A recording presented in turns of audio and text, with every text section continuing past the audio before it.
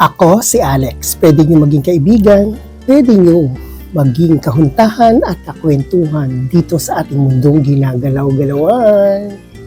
Dahil sa kagahaman ng iilan at sa maling pamamaraan ng kanilang kagustuhan, halos karamihan ay naapektuhan ng kaguluhan dito sa ating mundong ginagalawan.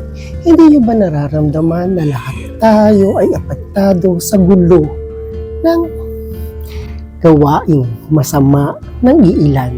Yan ang ating pag-uusapan ngayon dito sa aking My Journal in Motion sa Love Life ni myself and I dito sa Alexander YouTube channel. Binigyan tayo ng katalinuhan at kalayaan na mabuhay sa mundong ibabaw.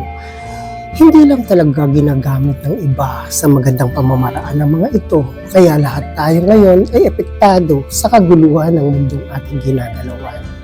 Sa kaguluhan nating nararanasan ngayon sa mundong ating ginagalawan, minsan natatanong natin bakit hindi tayo pinakikinggan o tinutulungan ng ating Panginoon sa atin ay naglalang.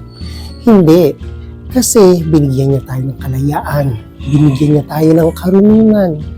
Pero kaya natin ito nararanasan, tayo ay nagmalabis at tayo ay sumobra sa kagahaman ng mga kapangyarihan at yaman na taglay-taglay ng mundo itong ating nasimulan.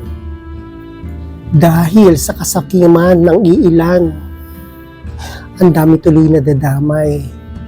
Mas apektado dito, lalo na yung mga hindi ganun alam o hindi nila alam ang saklaw ng karunungan ukol sa batas ng tao at sa batas ng mundong ating ginagalawan. Kung ating aarokin lang ang pamantayan ng mundo, ay kung sino ang may kapangyarihan sa mundong ito ang siyang kumokontrol sa atin.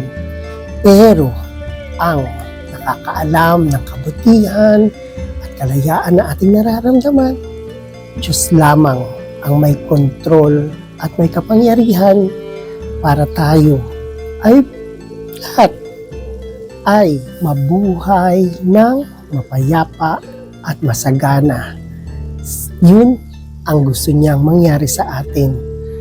Ang magkaroon ng mapayapa at maginhawang pamumuhay sa mundong ating ginagalawan. Ang tao ay parang mga basura. Merong nabubulok, may nare-recycle at pwede pang gamitin. Parang tayo, diba? Sa panahon ngayon, maraming nabubulok na hindi mo na pwedeng gamitin.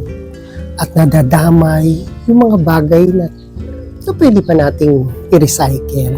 Hindi ba't parang ang basura yan eh? Pag tinapon mo at hindi mo naging responsable sa pagtatapon, babalik at babalik sa iyan sa panahon na tag-ulan. Kaya ngayon, nakakalungkot isipin na karamihan na ngayon ay napakagahaman sa kapangyarihan, sa salapi, sa mga material na bagay na hindi naman dapat natin ito importante sa mundong ito. Pero yun ang namamayani ngayon, kaya lahat tayo ay apektado. Hindi ba? Kung ating pagkakaisipin, ang sabi nga ng Panginoon, ang yaman sa mundo ay hindi natin madadala sa kalangitan. Madalas naiisip ko, talaga naman hindi natin makakamit ang kapayapaan sa mundong ito. Bakit?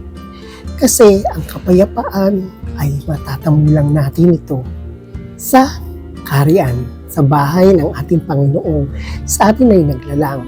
Kaya sa buhay na ito ay huwag na nating piliting baguhin ang mundo. Ang maganda, mismo tayo ay ang huwag baguhin ang mundo. Kung lahat tayo ay ganon, magiging mapayapa ang mundo. Dahil isa lang ang intensyon natin, ang magpakabuti para paunin natin ang kabutihan tungo sa kalangitan. Kaya tama nga ang kasabihan, lahat ng sumosobra ay hindi maganda. Lahat ay kasamaan ng patutunguhan. Katulad ngayon, di ba? Pag matalino ka, pag sumobra, masyado kang magigi, makapangyarihan. Ang feeling mo mas makapangyarihan ka pa sa buong sa iyo'y naglalang. At syempre, ang kayamanan. Pag sobra-sobra ito, nagiging gahaman ka na. Nagiging sinungaling ka na sa mga pananaw mo sa buhay para lang makamtam mo ang pangsarili mong kagustuhan. Tsaka madalas kahit naman natin paalalahanin ng bawat isa sa atin na huwag maging gahaman, huwag maging hindi ba, yung mga sumosobra sa kapangyarihan, minsan inuunawa ko na lang sila Bakit? Kasi lahat naman tayo ay may takot sa mundong ito. Natatakot tayong mawalan ng saysay ang ating pangalan. Mawalan tayo ng natatakot tayong magutom. Ang dami nating kinatatakutan.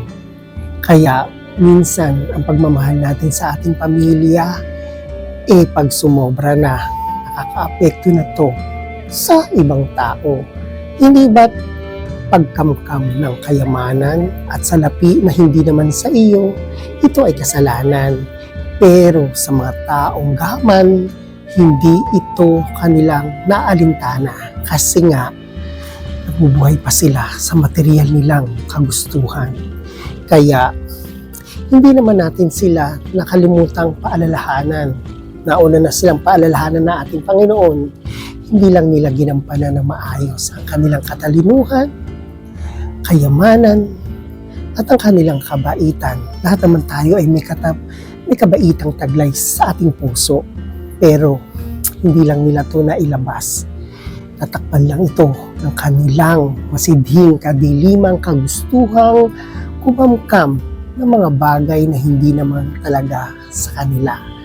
Kaya parati tayong magdarasal, parati tayong gagabayan tungo sa kabutihang taglay ng ating mga puso na ating taglay-taglay noong tayo ay sinilang. Lahat naman tayo ay nanggaling sa Panginoon.